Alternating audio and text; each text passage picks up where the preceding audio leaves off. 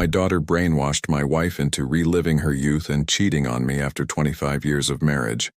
But I got my revenge when they least expected it. How could my own flesh and blood betray me and think they would get away with it? Hello, Reddit. This isn't how I thought my life would turn out. I'm a 50-year-old man married to my 47-year-old wife, and we've been together for 25 years.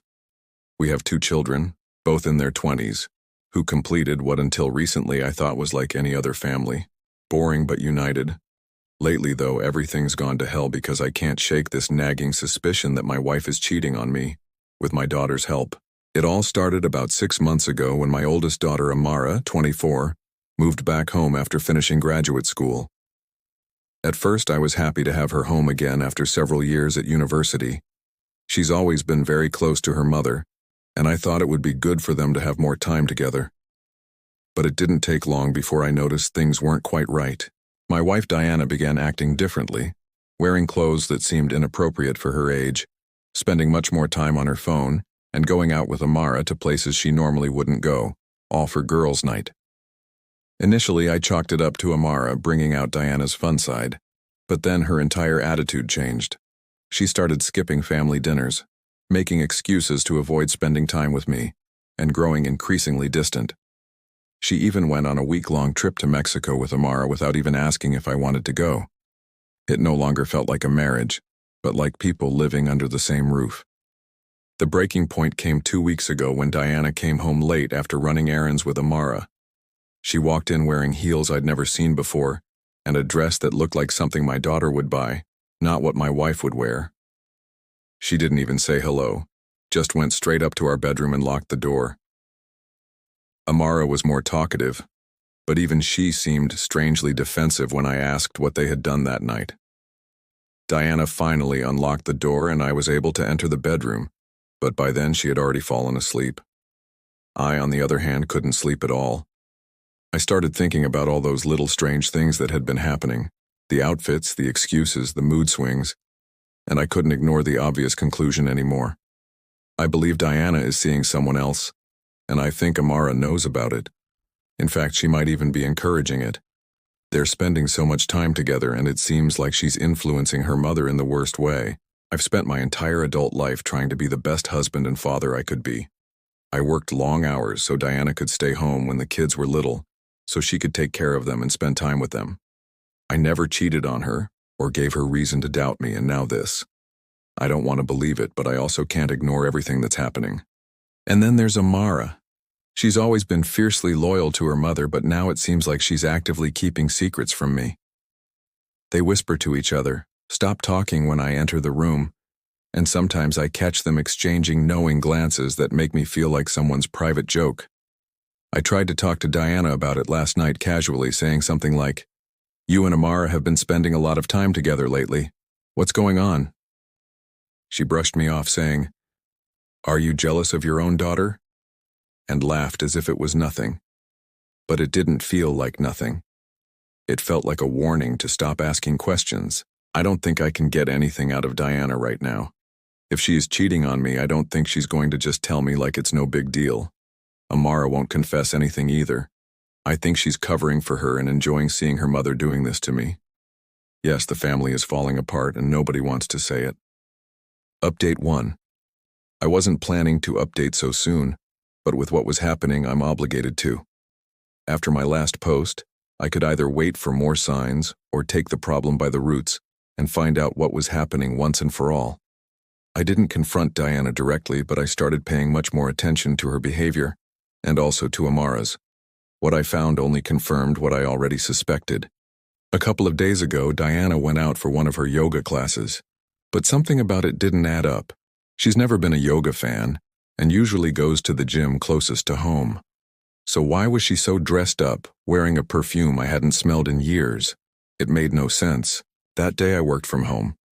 I needed to be closer to the problem, and since I usually come home late, it was better to just work from here than raise suspicions by coming home early.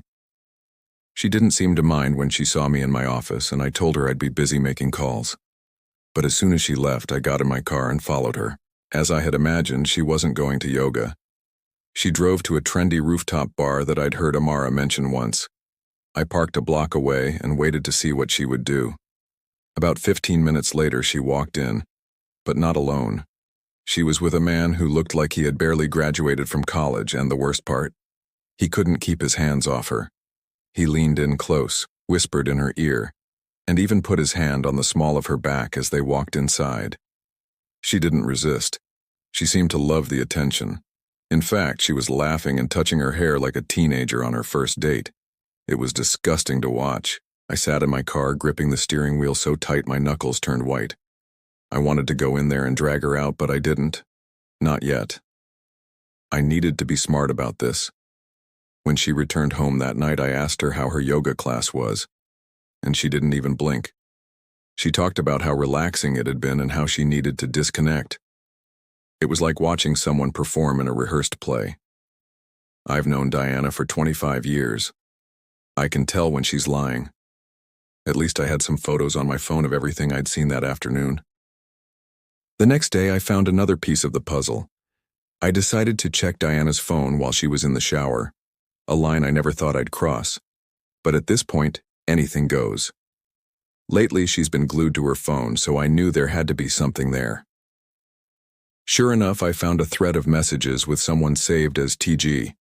The messages weren't too explicit, but they didn't need to be. The tone said it all: playful, flirtatious, and too familiar for someone who's supposed to be just a friend.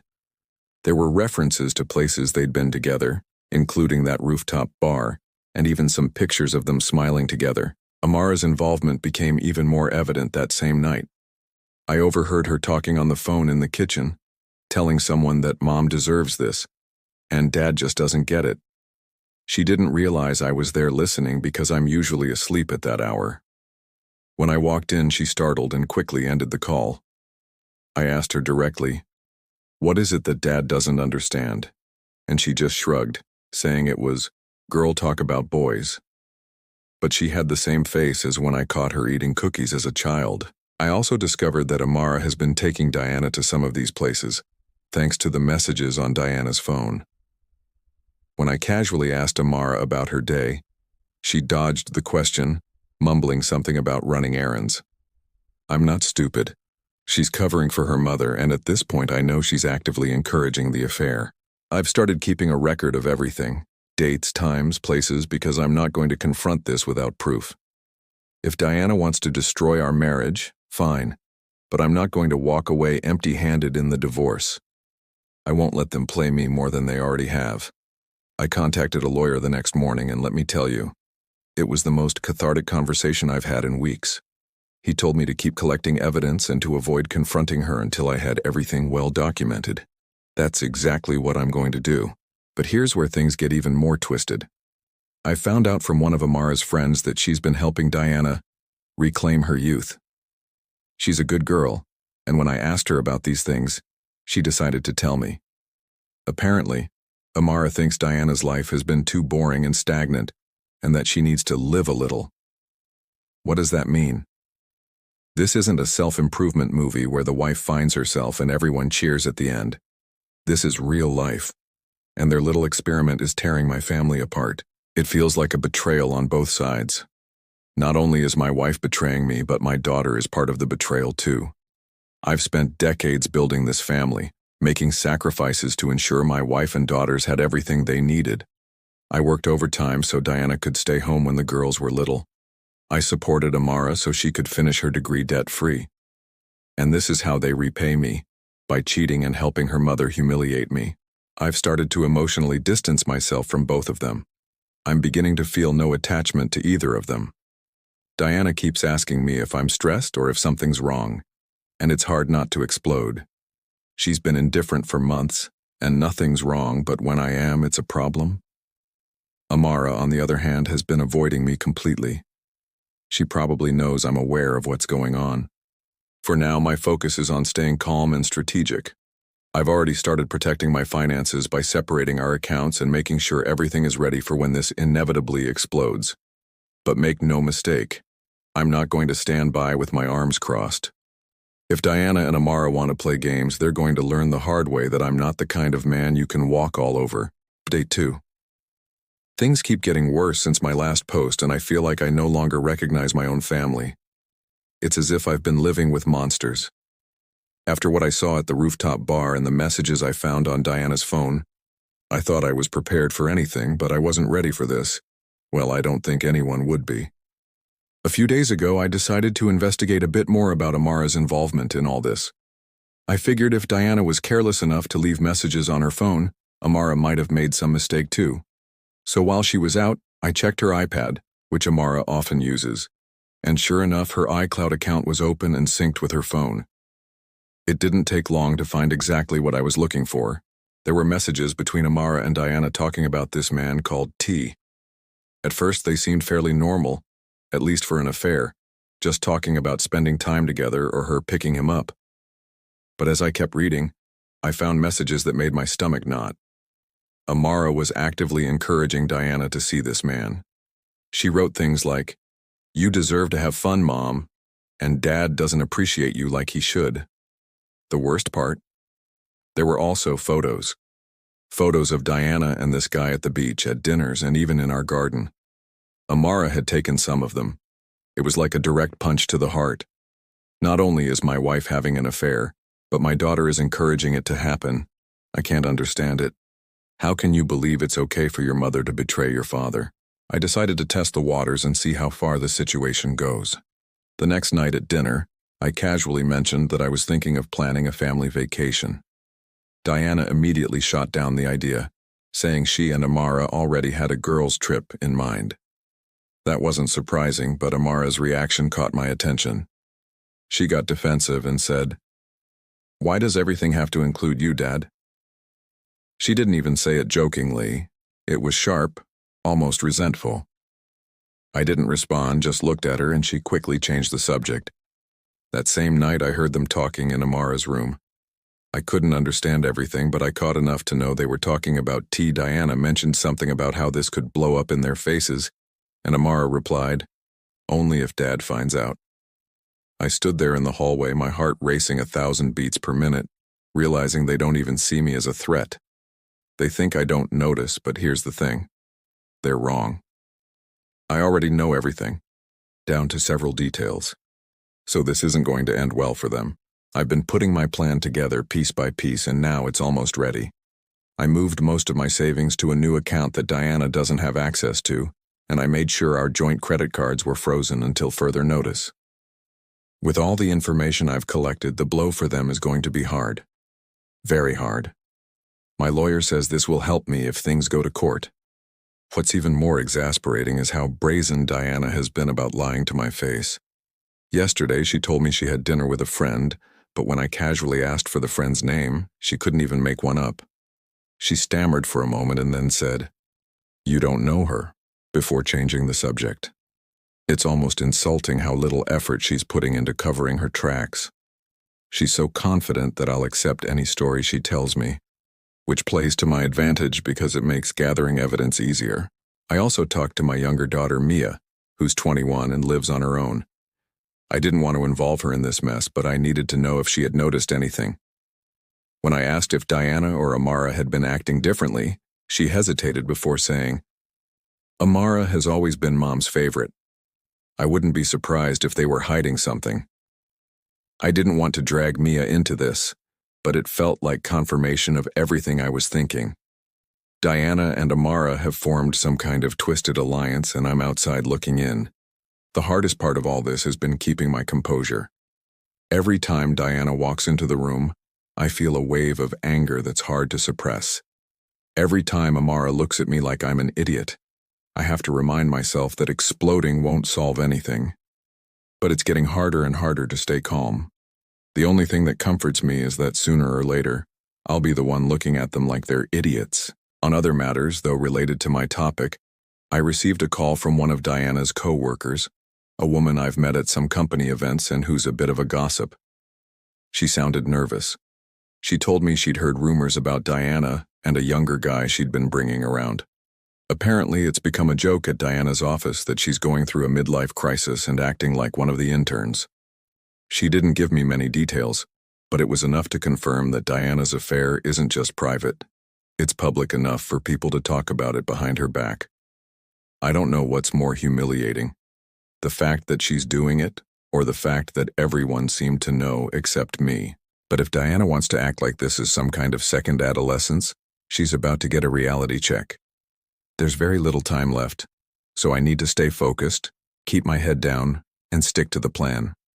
My lawyer says I'm doing everything right so far, and once we have enough evidence, we'll proceed to file for a bulletproof divorce. But I'm not going to stop there. Divorce is just the first step. Diana and Amara want to rewrite the rules of this family? Fine. I'll rewrite them too. I've started contacting old friends and colleagues, trying to build a life outside this disaster. If Diana wants to throw away 25 years of marriage for a college kid, that's her business. But I'm not going to let her or Amara dictate the narrative. I've also started considering hiring a private investigator. My lawyer suggested it, saying it could strengthen my case even more. It seems extreme, but at this point, nothing about this situation is normal. I need every advantage I can get. This isn't over, not by a long shot. They think they have the upper hand, but they don't realize I'm already 10 steps ahead. Update 3. I've been saving this update for a few days because I wanted to make sure everything was ready before taking the next step. Well, I've taken the step, and let me tell you, it went better than I expected. You never know how these things might end, but this turned out very well. After my last post, I decided to hire the private investigator my lawyer suggested. It seemed like a drastic step, but nothing was too drastic if I wanted to have all the chances of winning. I wanted to have this divorce as secured as possible. In less than a week, the investigator got everything I needed and more: photos, schedules, and even receipts for hotel stays that Diana and her little friend had accumulated. My work had been good, but not as good as the investigator's. That's why he's a professional. By the way, the guy's name is Tyler, which reveals the mystery of the T. He's 25, a personal trainer, and apparently loves showing off his abs on Instagram. Classy. The investigator also discovered something I wasn't prepared for. Amara wasn't just supporting Diana's affair, she was actively involved. One of the receipts showed that Amara had booked a hotel room for Diana and Tyler in her name.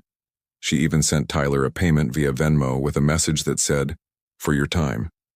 If this seems like what I think it is, I honestly don't want to know. But at this point, it's clear that Amara has completely sided with Diana, and there's no turning back. With all this information in hand, my lawyer and I concluded it was enough, and it was time to act. My lawyer and I drafted the divorce papers, and they were delivered to Diana 2 days ago. I made sure it was at a time when, according to the investigator, they were at a trendy spot downtown. I can only imagine Diana's face when she received the notification from her attorney while sipping expensive cocktails with her accomplice. When Diana got home, she didn't even try to deny it. She walked into the house, threw her purse on the counter, and said, "So you've been spying on me." She didn't seem remorseful. She was indignant because I found out. I told her, "You brought this on yourself, Diana. Now face the consequences." When she finally realized attacking me wasn't going to work, she started crying, of course, saying she never meant to hurt me and that things just got out of control. It was just something casual, but it all started to escalate because Amara had encouraged her. Wow, what a woman. Not only had she done everything I discovered and proved, but she was also trying to use her daughter to get out of this. I think it should be funny if you observe it from afar. Amara wasn't home when all this happened. I guess she decided to stay out late, but she came back the next morning. Let's just say the confrontation wasn't much better. I showed her the evidence I had, and instead of feeling ashamed or remorseful, she got defensive. "You were never there for Mom," she said. "All you cared about was work." Of course I cared about work. It was what maintained all their nonsense, that my own daughter, who didn't have to pay a cent for her education, and not because she was the best student, would stoop so low. Well, I guess mother and daughter can keep finding even lower levels to visit. I told her, "If that's how you feel, then maybe it's time you start supporting yourself." She seemed surprised, perhaps because she thought I would never react against them, as if she never expected me to confront her too. I think she expected the whole divorce thing to be just a game, which is why she didn't even bother coming back. It's clear that for her, Dad was going to tolerate all this garbage from both of them. But I told her that since she's now an adult, if she wants to take Diana's side, she's free to do so, but she won't do it under my roof. I said, "You've spent the whole night out, so you can take your things and spend the whole day out too." She left furious after collecting some things from her room. Some of the things she said were that she couldn't believe the family was being destroyed just because I couldn't see Mom happy. Well, I gave my daughter some breaking news. A family doesn't behave like this. As for my younger daughter Mia, she's the only one who's been on my side and the only one I consider family. She's Daddy's girl, maybe because she's at least adopted my good values. After everything came to light, I sat her down and told her the whole story. She was devastated by everything I had to tell her, not just by what her mother did, but also because Amara was involved in the worst way. She told me she had always felt like an outsider, as if Diana and Amara were in their own bubble, but she never imagined it would go this far. She's even been helping me pack Diana's things and move them to storage. I can't express how much that means to me right now. Diana, meanwhile, is staying with Amara for now. Neither of them can be in the house right now. I'm going to keep the house because it was a gift from my father before he died, which is why Diana calls crying to tell me how sorry she is. Of course, because she has nowhere to go except the dirty place she and Amara have rented. But I always remind her not to waste her crocodile tears on me. She should go shed them on her gigolo's abs. Amara only sends messages. It's more her generation style. But they're just to tell me how much she hates me and wishes I would die so she could get my money. What a surprise she's going to get. Since I had started connecting with some old friends, spending more time on hobbies I used to love, things aren't so bad now. When everything exploded, maybe it was also because my grieving began long before this update. All that's left is to finish this divorce to end it all, and a little gift I have for Amara.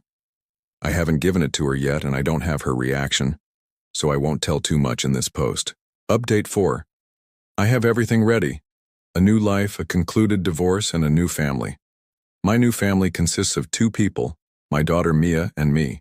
And from my experience, that's all we need. I've learned to be more selective about the people I include as family. The only positive thing Diana left me is Mia. The divorce has been so favorable that I want to kiss my lawyer. All those calls where I told him I couldn't take it anymore and we should file the papers while he kept telling me to wait have been worth it. I didn't have to give Diana my savings or the house or pay spousal support. Diana's face when she found out about all this was priceless. This time, it was me who looked at her like she was an idiot, while she probably thought that without my money, she couldn't afford a man like Mr. T. What came to light during the divorce process is that she literally paid him to be with her, and not just that. The full package with all the extras must be quite expensive. As for my daughter Amara, I finally gave her the surprise I had promised. I started by stopping payment on her credit card, which she had accumulated a fair amount on in recent months while all this was happening. Maybe if, instead of helping her mother cheat, she had looked for a job after finishing college, she wouldn't have to start her adult life carrying debts. There was also a car in her name but financed by me. That car has already been repossessed by the leasing agency. And as if that wasn't enough, I've removed her from my will. I told her about this last part when she called me to complain because they had repossessed her car. Surprising, isn't it? Yes, she called me, but I didn't give her any other option because I hadn't responded to any of her messages. I informed her about her recent exclusion from the will. She wasn't happy at all. I'd say she was devastated because she started crying like her mother usually does. So I told her, "Look at the bright side. At least I don't have to die for you to receive all my money, because you won't be receiving anything anyway." After that conversation, Amara started harassing her sister, telling her she was the favorite because I wouldn't leave her anything. How distorted is Amara's sense of reality? Her sister blocked her, just like her mother. I did the same because there's nothing left for me to talk about with them. And since I have nothing left to talk about with them, I guess I also have nothing more to update. This will be the end of my story. I only have the best wishes for those who are reading this.